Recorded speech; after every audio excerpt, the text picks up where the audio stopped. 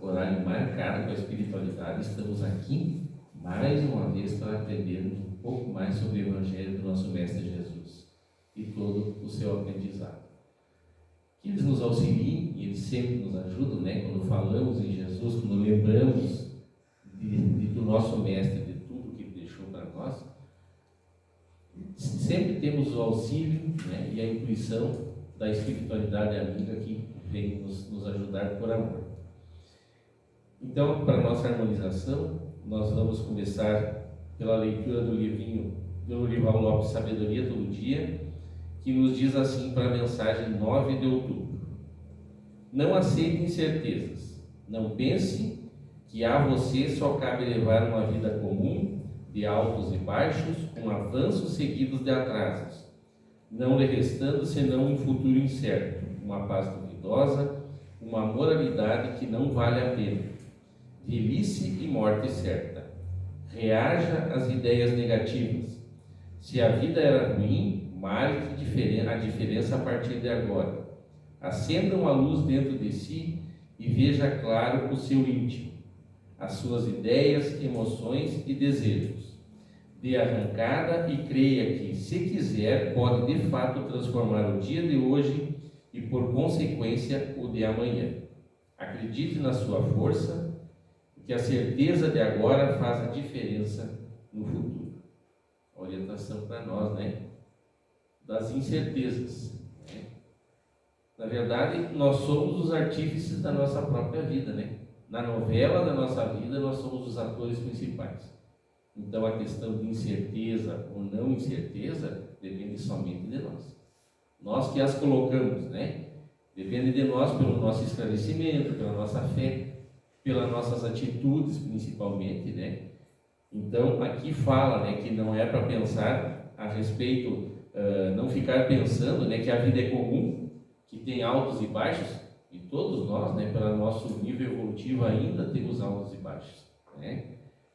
Temos incertezas, também falando dos atrasos, né, da questão de não saber se o nosso futuro é certo, o nosso futuro é incerto, né? Se a moralidade vale a pena ou não, né? Então, isso pela doutrina espírita que nos ensina, né? A questão moral é a questão principal da nossa vida, né? Primeiro vem a questão moral, depois os valores materiais. Então, mais uma vez, nós como autores da nossa obra, a questão da moralidade sempre vale a pena, até porque se nós nos desviarmos do caminho, né, reto que nós devemos seguir, iremos sofrer, com certeza. E aqui fala em ser mais otimista, né? Reagir às ideias negativas que não nos auxiliam, não nos ajudam em nada, né? Se a vida era ruim, marque a diferença a partir de agora.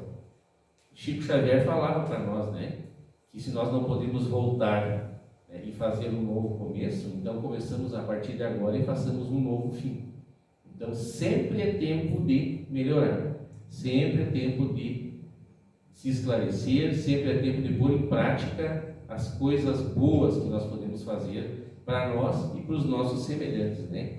Nunca é tarde, né? Então que possamos começar agora em coisas que nós ainda estamos devagarinho no aprendizado, né? Principalmente na questão de eu amar o próximo, né? Eu um pouquinho mais de doar para quem necessita, para quem precisa de mim. Então, que a partir desse momento, né, cada vez que nós viemos aqui, que nós ouvimos o Evangelho, que nós ouvimos os exemplos, né, da espiritualidade de Jesus, dos Espíritos de Luz que deixam para nós para ser seguido, que a gente consiga pôr em prática um pouquinho mais. Para nós, aos pouquinhos, né, ir nos equilibrando e não ter, como fala aqui, né, essa questão do negativismo e desse desequilíbrio, né, de achar que a vida é incerta, né, e que não vale a pena. Sempre vale a pena. Só o fato de estarmos aqui reencarnados é o maior presente que Deus nos deu, é o momento que Ele permitiu que nós voltássemos à carne. Nós espíritas sabemos disso, né? Então, que felicidade poder voltar aqui, independente da situação financeira, da família onde eu vim, que é o necessário para o meu crescimento, para a minha evolução espiritual e a minha evolução moral, principalmente. Então agora, convido os irmãos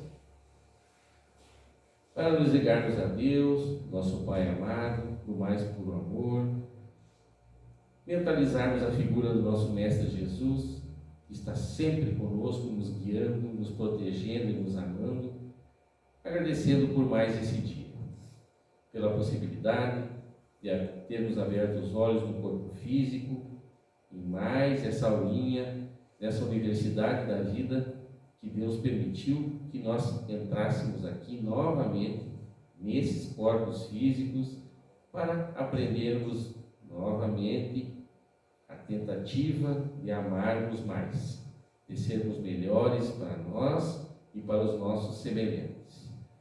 Que Deus continue nos dando força, nos dando coragem para enfrentar as provas dos dias que ainda virão para nós, tendo a certeza que nós não estamos sozinhos, em momento algum estamos desamparados, temos os nossos guias que nos amam e nos orientam tanto, temos Jesus, que é o nosso mestre maior, que é o caminho a ser seguido, percorrido, que Ele deixou para nós aqui, e que a cada amanhecer possamos agradecer e no final do dia fazer uma retrospectiva de tudo aquilo que eu aprendi e quantas pessoas eu ajudei no dia que está terminando hoje, seja com uma palavra, seja com um auxílio, da forma que for, que é que o nosso Mestre maior Jesus quer de nós.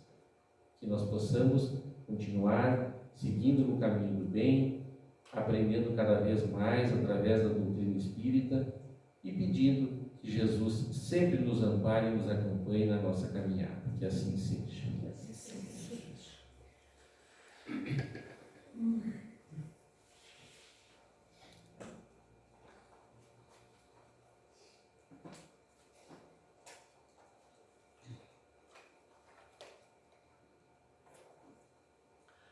Uma boa noite a todos os nossos irmãos de caminhada que aqui se encontram. Que possamos então trazer a mensagem de hoje do nosso Evangelho e que toda essa mensagem, aliás, a gente já tem falado bastante sobre esse tema, mas hoje então é a última parte sobre o duelo, né?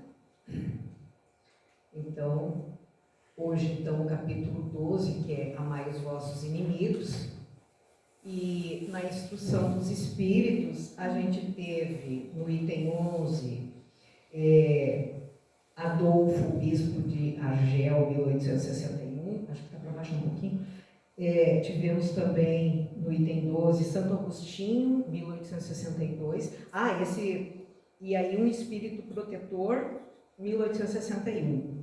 E hoje nós vamos falar do capítulo 14, do item 14 ao 16, que é de Francisco Xavier, 1861, mas não é o Chico Xavier, tá? É um espírito, depois eu vou falar um pouquinho sobre ele para a gente conhecer um pouquinho. E finaliza com Agostinho, 1861, tá bom? Então hoje a gente vai finalizar essa parte do duelo, que a gente já vem falando há várias semanas.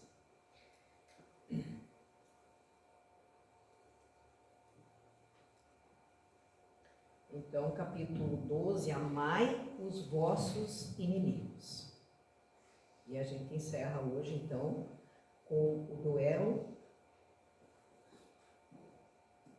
num texto de Francisco Xavier de Bordeaux, 1861, que é bastante interessante e vem complementar os demais evangelhos que a gente apresentou aqui.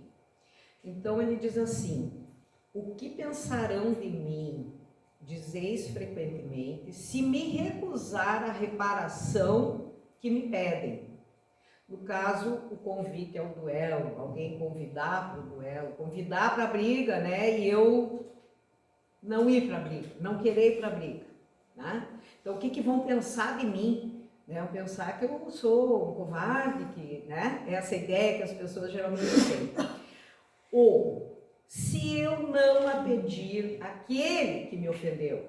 Por exemplo, a pessoa te ofende, aí você não vai dizer para ele, não, eu quero duelar contigo, né? Então, o que os outros vão pensar?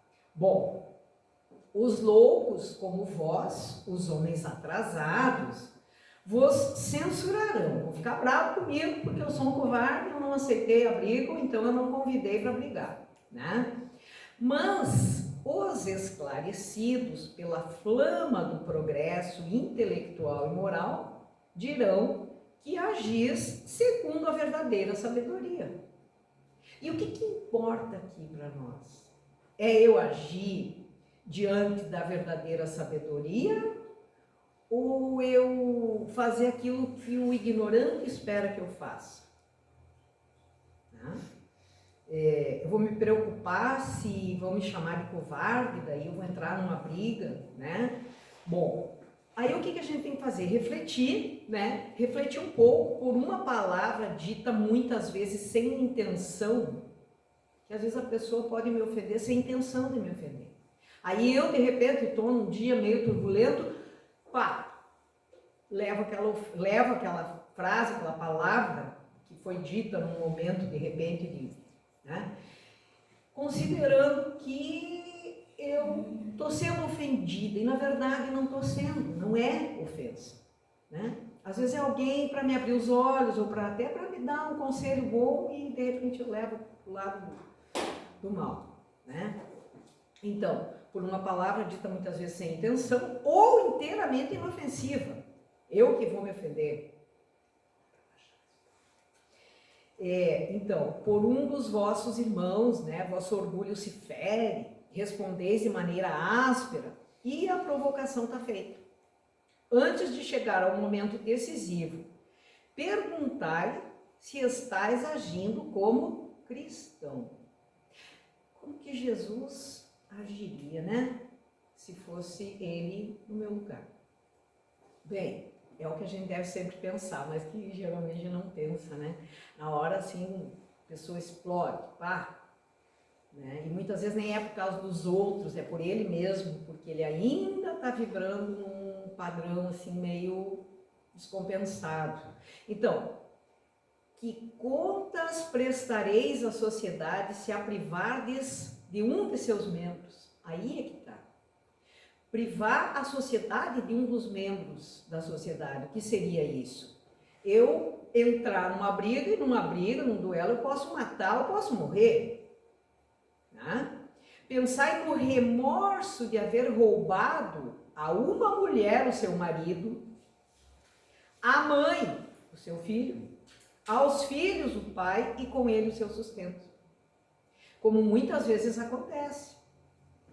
As pessoas resolvem brigar, embravecem por qualquer bobagem, muitas vezes, e acaba brigando e chega um ponto que entram nas vias de fato e às vezes até sem querer o cara derruba o outro lá, o cara bate a cabeça, morre, enfim, tem várias formas, né? E tá feito, né? Tá feito o erro ali. Como é que a pessoa vai conviver depois com aquilo ali, né?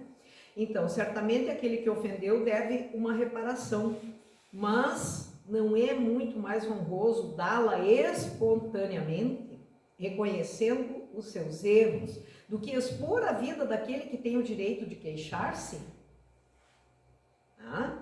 Quanto ao ofendido, convenho que pode, às vezes, sentir-se gravemente atingido, seja na sua própria pessoa, seja em relação aos que lhe são caros. Não é somente o amor próprio que está em causa. O coração foi magoado e ele sofre. Muitas vezes a gente se magoa, a gente fica chateado com determinadas atitudes de pessoas, principalmente pessoas que a gente quer bem, né? Aí dói mais, parece. Mas enfim. Mas, além de ser estúpido jogar a vida contra um miserável capaz de infâmias, mesmo que mate a esse, por acaso a afronta não subsiste, seja qual for, quer dizer, se eu mato o cara, eu vou matar o acontecido, quer dizer, eliminou o acontecido? Eliminei a ofensa?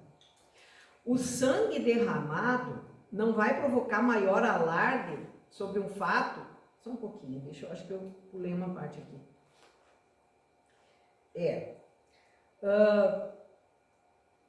O sangue derramado não provocará maior alarde sobre um fato que, se falso, deve desaparecer por si mesmo. E se for verdadeiro, deve ocultar-se no silêncio. O que quer dizer isso? Por exemplo, dá uma briga, a pessoa me diz uma coisa, se for mentira o que ela disse, e eu enfrentar, chegar ao ponto de matar essa pessoa, não vai ficar maior ainda a coisa? E se for verdade, não vai ser pior ainda? Porque se é uma verdade, e eu não quero que ninguém saiba, vamos supor, eu não vou, se eu matar o cara, aí é que vai expandir. Mas por que o cara matou o outro? Não, porque o outro falou isso, vão a fundo, e é verdade.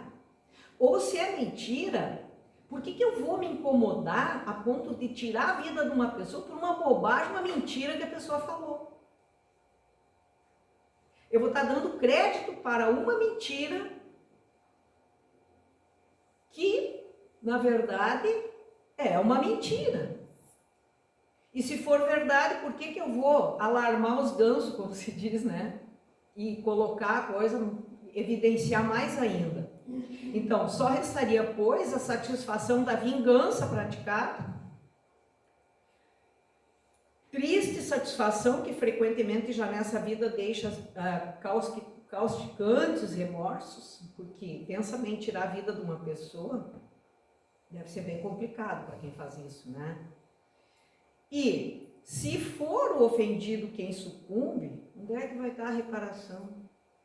Ainda, além do cara ser o ofendido, ainda sujeito a desencarnar ali por bobagem, né? Vai querer reparar uma coisa que não, ainda vai perder a vida. Então, olha só que coisa linda isso. Quando a caridade for a regra de conduta dos homens, e isso vai acontecer na Terra, porque a Terra vai se regenerar. Então, no mundo de regeneração, o bem já vai estar muito mais aflorado do que o mal. Então, nós vamos estar mais dentro dessa regra da conduta dos homens da caridade. A caridade vai ser uma regra de conduta. E quando isso acontecer, né? Então, quando os homens conformarão os seus atos e as suas palavras. E essa máxima, não façais aos outros o que não quereis que façam a ti. Então, sim, desaparecerão todas as causas de discórdias. Já pensou que mundo maravilhoso? E com elas as causas dos duelos e das guerras, que são duelos entre povos. Quer dizer, não vai ter guerra, não vai ter preocupação. Será que vai ter uma guerra? Meu Deus, né? A gente vive assim numa corda bamba. Nossa, de repente, um país lá, já temos conflitos entre nações, né? Que podem gerar alguma coisa pior, que pode envolver nós aqui no Brasil. Então, são situações bem delicadas que a gente tem que pensar, né? Quando nós tivermos a caridade já para que todas as pessoas possam usar isso como uma regra de conduta mesmo, nós vamos estar bem melhor, né? Então, essa passagem que a gente colocou aqui foi do Francisco Xavier. Agora, no item 15, de Agostinho em Bordeaux, 1861, que diz assim: o homem do mundo, o homem feliz, que por uma palavra ofensiva, um motivo fútil, olha só, por um motivo fútil, por uma bobagem, né? Joga a vida de Deus, joga a vida que Deus lhe deu e joga a vida do seu semelhante. Vai lá, briga, de repente acaba numa situação bem complicada que pode levar à morte de alguém, né? É um duelo. Então, a vida do seu semelhante, que só pertence a Deus, ninguém tem o direito de tirar a vida de ninguém, nem a dele próprio, né? Então, levado muitas vezes pela cobiça, às vezes pela necessidade. Aí ele compara que o miserável, por exemplo, entra numa casa para roubar por necessidade, digamos. Tá errado, tá? Ele introduz-se numa casa para roubar e mata quem tenta impedi-lo. Está errado? Está muito errado. Por que que esse é quase sempre um homem sem educação, com imperfeitas noções do bem e do mal, enquanto que o duelista, que é aquele cara que vai para o duelo, pertence geralmente à classe mais esclarecida? Olha, qual dos dois está mais errado? O que entra na casa para assaltar, digamos, por necessidade, ou aquele que se ofende e vai lá, marca um duelo, vai dar tempo de ir em casa, pegar uma arma e voltar no local e tirar a vida do outro? Qual que tá? Qual é o maior atenuante e qual é o maior dolo nessa situação?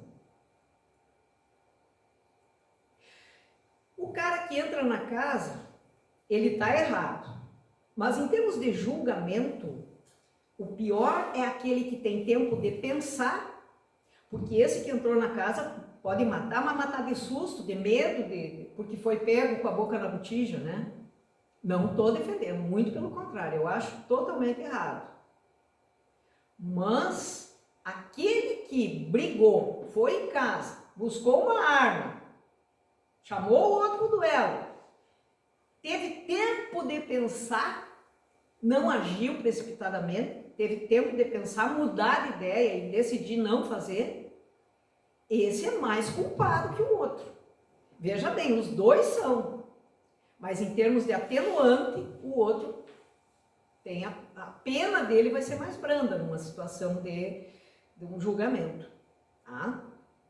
Então, um mata brutalmente o outro com método e cortesia. Convidou para o duelo, foi lá, pegou a arma direitinho, cada um, né? E o outro, então, o que faz com que a sociedade desculpe ele, porque antigamente, quando existiam os duelos, aquele que vencesse o duelo não ia para a cadeia, ele não era julgado, esse era o outro pagava com a vida, então já morreu, pronto, acabou. Não era crime o duelo, porque o que permanecia vivo não ia preso.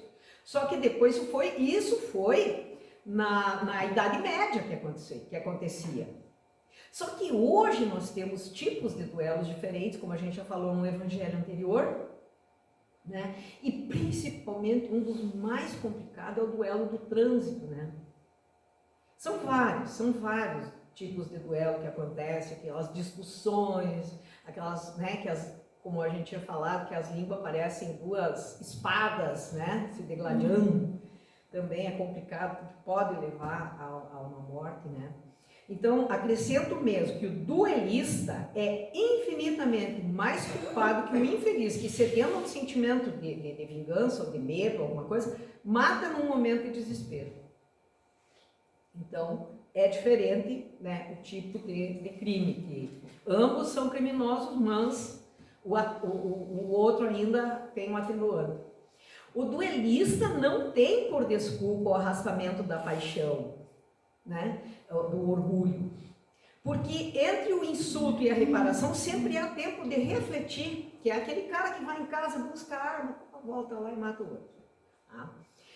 Tudo é calculado e estudado, e ele tem mais condições, né, de pensar do que o outro, que não, aquilo foi muito rápido, não deu tempo e tal, né?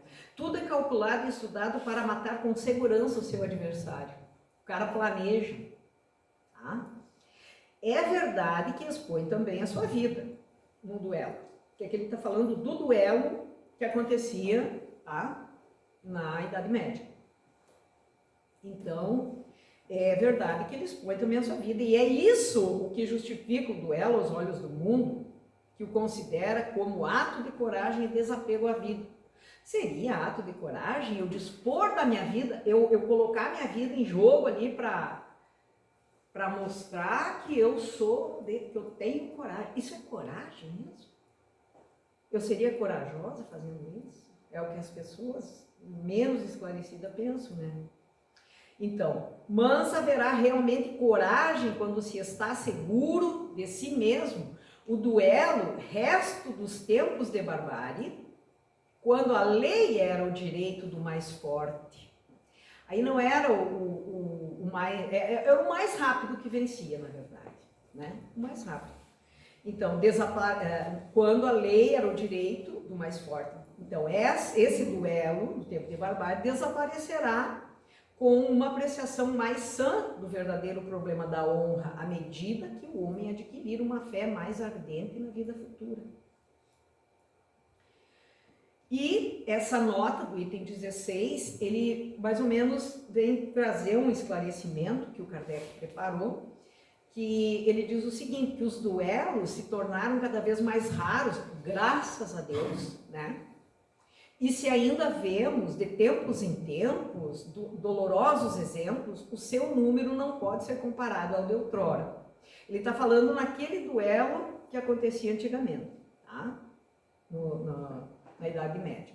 Um homem, bom, quando eu era criança, porque eu estou com 63 anos, quando eu era criança, eu via muita gente com arma na cintura aqui em Santa Bárbara.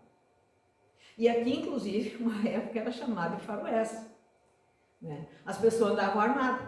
Então, um homem não saía de casa antigamente sem prever um encontro, tomando sempre as precauções necessárias. Então, era uma precaução, porque ele podia entrar num duelo, numa briga, e ele tinha que ter arma na cintura. Um sinal característico dos costumes do tempo e dos povos era o uso do porte habitual ostensivo ou disfarçado de armas ofensivas e defensivas. Tá? Eu não sou contra o porte de armas, particularmente, porque eu acho assim que eu tenho que defender a minha família. No caso de eu ser, né, se eu puder defender minha família. Mas andar com uma arma na cintura, participar de duelo, se ofender às vezes com alguma coisa, isso sim eu sou contra, né? Então existe aquela arma para defesa pessoal e existe a arma que é para duelar. Então essa eu sou contra. Então assim, a abolição desse uso, né, de andar armado revela o abrandamento dos costumes e é curioso seguir-se a sua graduação, desde a época em que cavalheiros só saíam com armaduras de ferro e lança em punho. Você está comparando, né, com aquela época em que as pessoas andavam com espada, com lança em punho, até o simples uso da espada, que depois se tornou mais um ornamento num acessório de uniforme do que uma arma agressiva. Outro sinal do abrandamento dos costumes é que antigamente os combates pessoais se davam em plena rua, imagina, né? Diante da turma, a gente vê naqueles filmes de faroeste, os caras vão lá, quando chegam para fazer o duelo lá, né? Os combates pessoais se davam em plena rua diante da turba que se afastava para deixar livre o campo e hoje se oculta. Então, antigamente, matavam na frente dos outros, sim, era um duelo já, contavam os passos ali, coisa e tal, e, né, acontecia, como a gente já tinha falado. Então, o duelo, ele é um assassinato e ao mesmo tempo ele é um suicídio, porque o cara que vai para um duelo, ele pode matar ou pode morrer. Não importa se ele é o que chamou para o duelo ou se é o ofendido, no caso. Então, o assassínio ou o suicídio. A morte de um homem é hoje um acontecimento que provoca comoção. Hoje a gente não vê mais, como antigamente nem dava bola, o cara morria e ficava ali mesmo. Mas hoje em dia, o cara né, um acontecimento de uma morte provoca comoção nas pessoas. A gente fica triste de ver uma pessoa morrer, quando a gente assiste, às vezes, alguma coisa assim, que fica sabendo, às vezes, de um crime, de um assassinato, né, de um homicídio. Antigamente não se dava atenção. O espiritismo extinguirá esses derradeiros vestígios da barbárie, ao inculcar nos homens o senso da caridade e da fraternidade. Então, nós vamos precisar que o bem possa prevalecer sobre o mal. E é assim que a banda vai tocar quando nós tivermos um mundo de regeneração, né? Que as pessoas vão pensar duas vezes antes de provocar ou de reagir a uma provocação. Tá? Então, falar um pouquinho sobre o autor desse primeiro São Francisco Xavier, ele assina esta quarta mensagem no item 14 sobre esse tema, né? Ele é a quarta pessoa que está nessa parte da instrução dos espíritos ali do duelo. Ele é o quarto que fala sobre a quarta pessoa que fala, né? O quarto espírito que fala sobre o duelo. Então, ele nasceu em 7 de abril de 1506, de família nobre, rica, no reino de Navarra, que fica ao norte da Espanha e o sudeste da França. Era uma pessoa muito inteligente e ele falava diversas línguas, ele era muito amigo do Inácio de Loyola. Então, ele se formou na Universidade de Paris, se formou em latim, filosofia, ciências humanas e atingindo a cátedra de artes e engenharia também. O cara era uma sumidade. Dedica seus últimos tempos de vida ao trabalho no campo humanístico. Ele morreu com 46 anos. E esse religioso espanhol levou o evangelho até o Extremo Oriente. Ele trabalhou no Japão também, levando o evangelho até os povos do Oriente, né?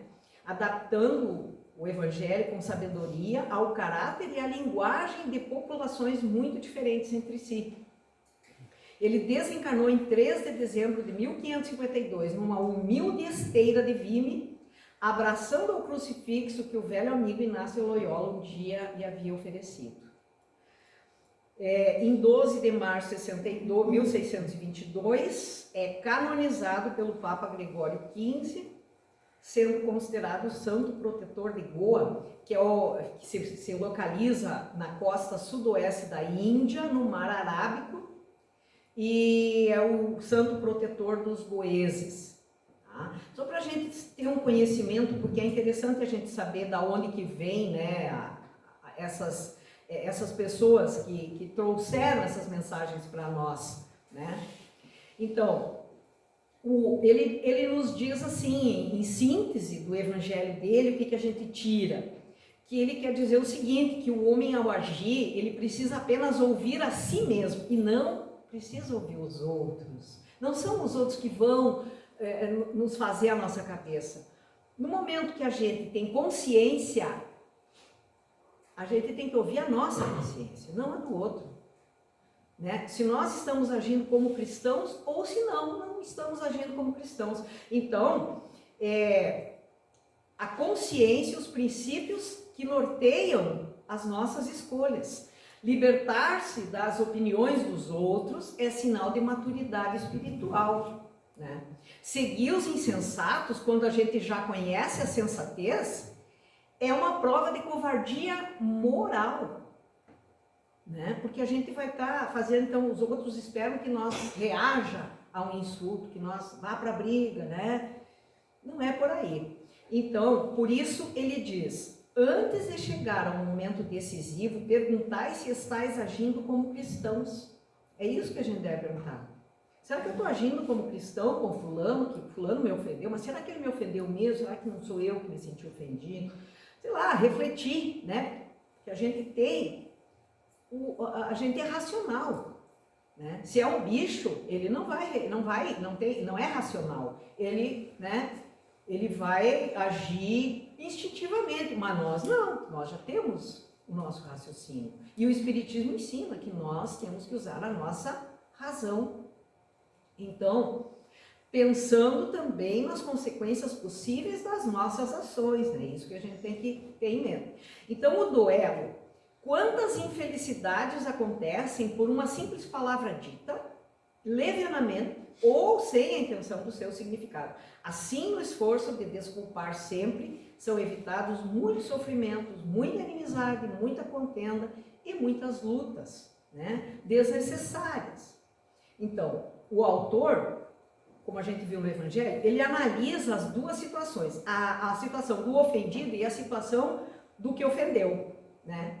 Então, o primeiro, que é o ofendido, ele tem um motivo para tem que ver se ele tem um motivo para se sentir gravemente atingido na sua pessoa, ou em relação aos que lhe são caros, não sendo só o amor próprio atingido, mas também tem o coração magoado, né? Ele se sentiu ofendido. Mas como ele deve agir, né? Então, só tem que voltar aqui. Vale a pena, ele tem que pensar, ele tem que refletir se vale a pena arriscar a sua vida com quem não merece. Se o cara ofendeu ele, né? Porque é mau, porque é maldoso, porque tem alguma coisa... Será que vale a pena eu me incomodar, eu fazer uma briga, eu de repente até matar o cara me matar, ou colocar a minha vida, a vida do cara, enfim, em risco, né? E se ele matar o outro, a ofensa desaparece? Claro que não. Não vai adiantar eu matar o cara, porque a ofensa vai continuar, e talvez ainda muito maior, como a gente viu anteriormente ali, quando a gente estava lendo o Evangelho, né? Então será mais divulgada ainda. E se essa ofensa for verdadeira, é pior ainda, né? E se for mentira, por que eu vou estar me preocupando? Então, não seria melhor que ela não fosse divulgada? Se eu reagir, aí todo mundo vai comentar. Né? Independente se é verdade ou mentira. E se for falsa, por que não confiar que a verdade... Olha só, do Evangelho. A verdade sempre aparece e a mentira tende a desaparecer. Então, vocês podem dizer assim, não, mas uma verdade dita muitas vezes, uma mentira dita muitas vezes se torna verdade. Não. Ela pode ser dita muitas vezes, muita gente achar que é verdade, mas vai chegar um momento em que a mentira vai ser desmascarada e a verdade vai aparecer. E é assim que a banda toca, gente. Podem ter certeza disso. Por quê? Porque existe um Deus. Esse Deus não vai permitir que uma mentira seja disseminada como verdade eternamente. Vai chegar um ponto que ela desaparece. Bom, aí tem, e se o ofendido sucumbir, onde é que tá? Ah tá, esse aqui a gente já viu. Então, deixa eu só voltar um aqui. Em relação ao ofensor, ele falou no ofendido, né? Então, em relação ao ofensor que quis ofender e o fez, não seria melhor que ele espontaneamente fosse desculpar-se? Como a gente falou nos outros evangelhos sobre o duelo, que muitas vezes, se você sair quieto, entrar mudo e sair calado, muitas vezes, é muito melhor, porque você está dando um exemplo que você é maior do que aquilo que está acontecendo. A pessoa que te ofendeu, ela pode muitas vezes parar, refletir, ela podia estar num mau momento e te ofendeu, de repente ela vai ver que ela errou e ela é capaz até de vir te pedir desculpa. E se ela não te pedir desculpa, a gente não tem que esperar isso do outro. A gente tem que simplesmente sair de perto. Como é que Jesus faria no meu lugar? O que Jesus faria? Ele ia brigar? Ele ia entrar num duelo? Claro que não. E nós, como cristãos, nós temos que seguir esse exemplo de Jesus. Então, não haveria necessidade, né, de entrar num duelo. Então, quando a caridade, né, como diz no Evangelho, quando a caridade for regra de conduta, nós não vamos ter um mundo em que um vai brigar com o outro, um vai puxar briga, outro vai chamar pro duelo, outro vai se ofender, nada disso. Vai acabar todas as causas de discórdia e as causas dos duelos e das guerras, que são os duelos entre os povos. Para quê? Não precisa. As pessoas vão estar muito mais conscientes que a caridade vai ser o ponto que vai unir as pessoas. E aí, como a gente falou do tipo dele, a gente já tinha falado, eu só vou colocar assim mais ou menos rapidamente aqui, os tipos de duelo moderno que nós enfrentamos hoje, porque não existe mais aquele duelo da Idade Média, que as pessoas pegavam as armas e iam lá e contavam quantos passos, enfim, e se atiravam, né? Que nem os faroés que a gente vê. O duelo do trânsito, de torcidas, olha quanta gente já morreu em estádio de futebol, por briga de torcida. Tá? Gangues. Uma gangue rival da outra, vão lá se matam. Às vezes de uma maneira terrível, né? Esportes. Por esporte, por torcida e coisa. Guerra. Bom, pior ainda, né? Porque a guerra leva muita gente para o cemitério. Ou nem vão para o cemitério, né? É complicado. As ideologias. Ah, eu tenho um lado, você tem outro lado, eu vou brigar contigo porque eu tenho que respeitar o teu lado, assim como eu quero que tu respeite o meu. Eu não vou brigar com o fulano porque o fulano tem uma ideologia diferente da minha. Eu vou respeitar a ideologia dele, deixa ele pensar. Eu não vou comprar briga com ele porque ele pensa diferente de mim. Não vou mesmo. Eu acho que isso aí é uma ignorância, seria uma ignorância minha eu, comprar uma briga com fulano lá porque ele pensa diferente. Não é assim que a banda toca. Narcotráfico. Bom, aí já vem os lances das gangues, dos narcotraficantes, porque nem toda gangue é de narcotráfico, enfim. Mas é mais ou menos isso aí. São hoje os duelos que existem, são de pessoas assim que têm essas ideologias, essas maneiras de pensar diferente. Então tudo converge. No trânsito o cara me ultrapassou lá e ainda saiu debochando de mim, eu embraveço, vou lá e quero briga com ele, de repente mato ele. Pelo amor de Deus, né? Então é muito complicado esse negócio de hoje em dia. Então a quinta e última mensagem que nós vimos aqui, tá? Sobre esse tema é assinada por Santo Agostinho, que ele afirma que o homem do mundo, o homem feliz, que por uma palavra ofensiva, um motivo fútil, vai jogar a vida que Deus lhe deu e a do seu semelhante, que só pertence a Deus, e a vida é Deus que nos dá e é Ele que tira quando chega na hora, né? Esse é 100 vezes mais culpado que o miserável que introduz-se numa casa então para roubar e mata o que tenta impedir. Então eu tive tempo para pensar, para refletir, não quero briga, não vou brigar, porque é isso que Jesus faria no meu lugar. Agora, se eu for em casa, pegar uma arma, vir lá e matar o cara, aí sim, aí eu não vou ter atenuante. Tá? Aí o meu dolo vai ser maior. O meu crime é muito mais pesado do que o dele. Então, Santo Agostinho justifica comparando o nível de conhecimento de condições sociais e morais de um e de outro, tá? Do ofendido e do ofensor, mostrando que o primeiro tem todas as condições para evitar de chegar a esse ponto, o ofendido. Então, eu não me ofendo, então eu não dou bola, pronto, ó, beijinho no ombro, né? E aí, eu tenho condições e eu tenho o conhecimento que a doutrina espírita me dá. Então, é só eu saber segurar a minha onda, né? E não partir para agressão. Então, para evitar chegar a esse ponto, enquanto que o outro, no caso que entrou na casa para roubar e tal, ele vive em condições muito mais adversas e difíceis. Claro que ele é criminoso. No momento que ele pulou o muro, que ele entrou, ele já sabia o que ele ia fazer. Aí, só que ele se surpreendeu, se assustou e, no caso, matou. Mas é um crime também condenável. Por que então, indaga ele, a sociedade da época, ainda aceitando o duelo, não o considerava assassino? Como o infeliz que, cedendo a um sentimento, mata no momento de desespero. Antigamente, o que morria, morria. O que matava era o herói, era o bambambam.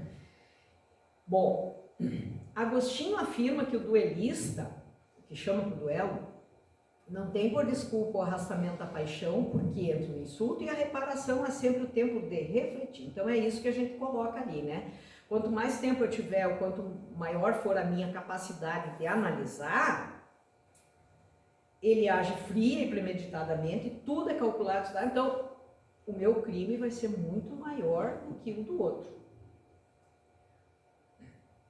Hoje a própria legislação faz distinção entre assassinatos premeditados e os assassinatos de momento.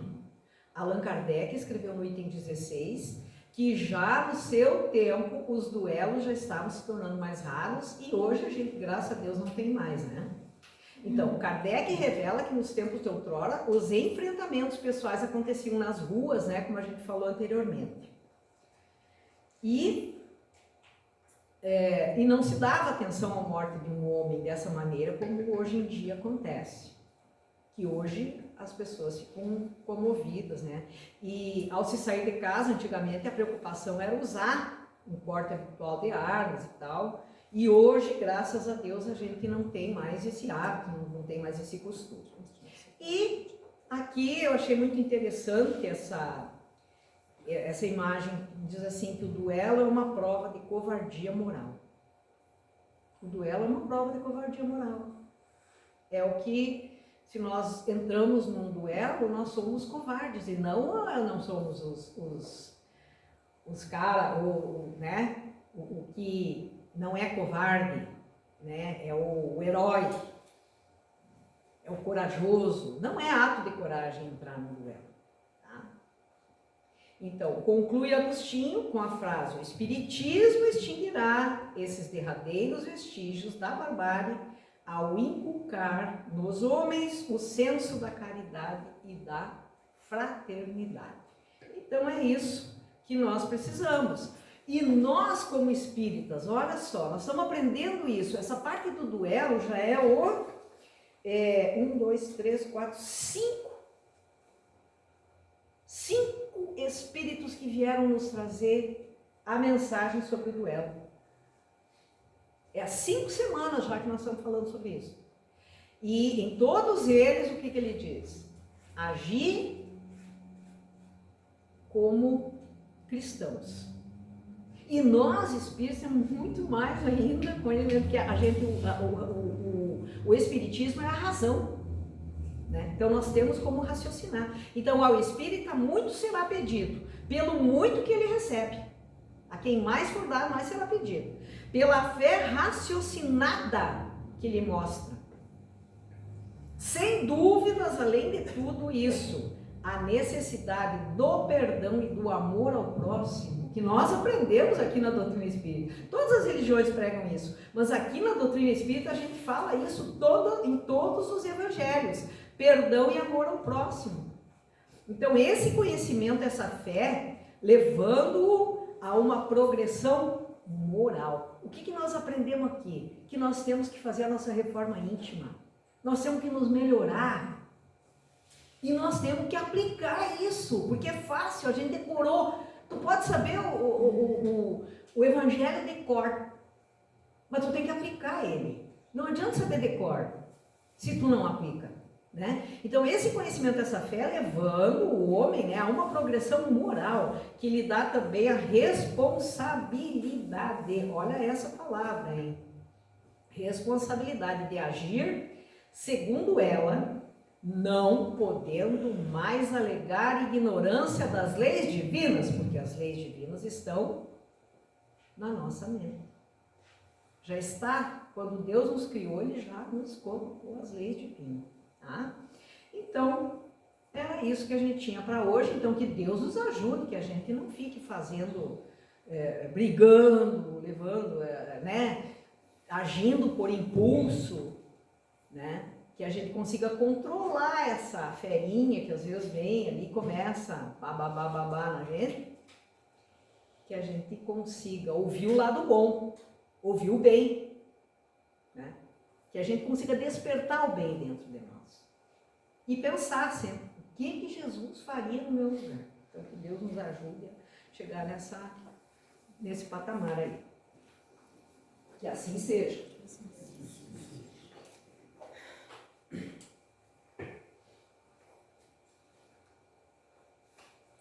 Então, agradecemos a irmã Mara por trazer o Evangelho nesse final de capítulo, né, Mara?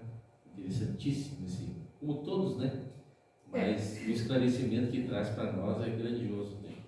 E realmente, tu viu a evolução que nós viemos tendo, a evolução é lenta, infelizmente, mas na Idade Média você tirar a vida do teu semelhante e ficar por isso mesmo, que é o que acontecia.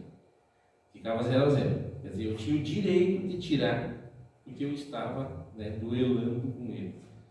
E graças a Deus, hoje, pelo menos, né, a justiça tenta, pelo menos, não deixar impune. Né? Então, sinal de evolução.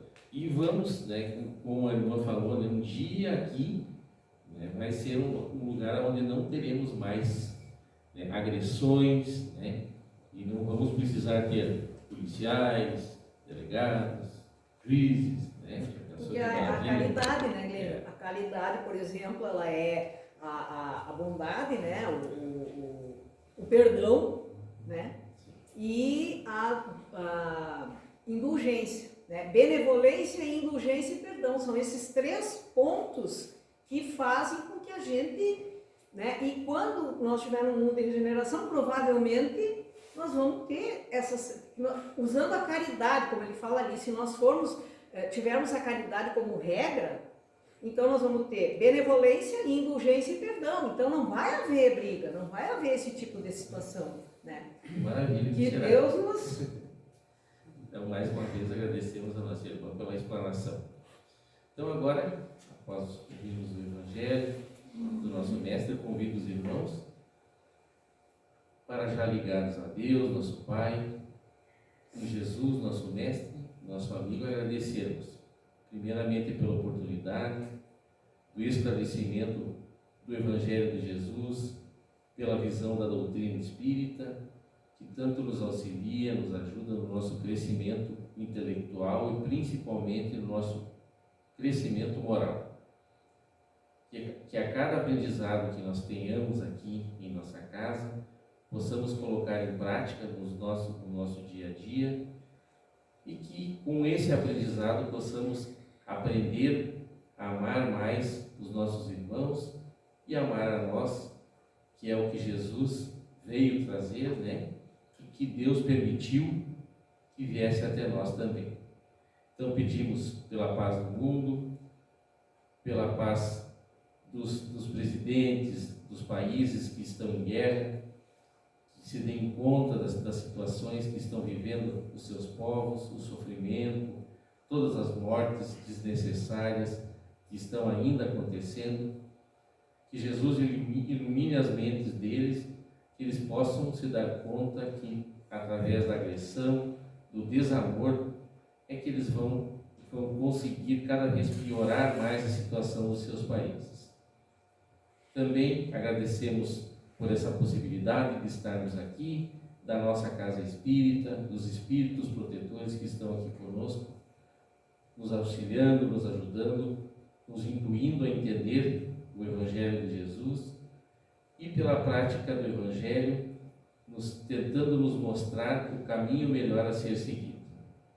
Que possamos voltar aos nossos lares, tendo aprendido um pouquinho mais com a mensagem do nosso Mestre e amigo Jesus, os nossos anjos da guarda nos acompanhando e que possamos cada vez mais amar os nossos semelhantes, auxiliar a todos, sem distinção, e que possamos crescer cada vez mais nesse perdão divino que Deus nos deu de estarmos aqui reencarnados novamente. Que Deus os abençoe e Jesus nos guie hoje e sempre, que assim seja. Que assim seja.